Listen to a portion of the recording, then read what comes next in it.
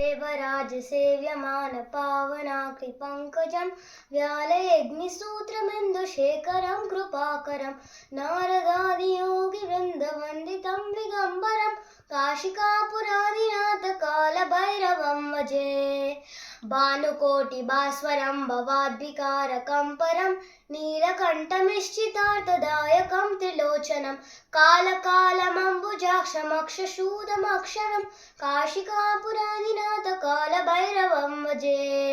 शूलटङ्कपाशदण्डपाणिमादिकारणं श्यामकायमादिदेवमक्षरं निरामयं भीमविक्रमं प्रभुं विचित्रताण्डवप्रियं काशिकापुरादिनाथ कालभैरवं भजे। भुक्तिमुक्तिदायकं प्रशस्तचारुविग्रहं भक्तवत्सलं स्थिरं समस्तलोकविग्रहं निक्वणं नलोघ्नहेमकिङ्किणीनसत्कटं काशिकापुरादिनाथ कालभैरवं भजे। धर्मसेतुपालकं त्वधर्ममार्गनाशकं कर्मपाचमोचकं शर्मदायकं विभुं स्वर्णवर्णकेशपाशशोभिताङ्गनिर्मलं काशिकापुरादिनाथ कालभैरवं भजे। रत्नपादुकाप्रभाभिरामपादयुग्मकं नित्यवद्वतीयमिष्टदैवतं निरञ्जनं नित्यदर्पणाशनं कलाददंशभूषणं काशिकापुरादिनाथ कालभैरवं भजे।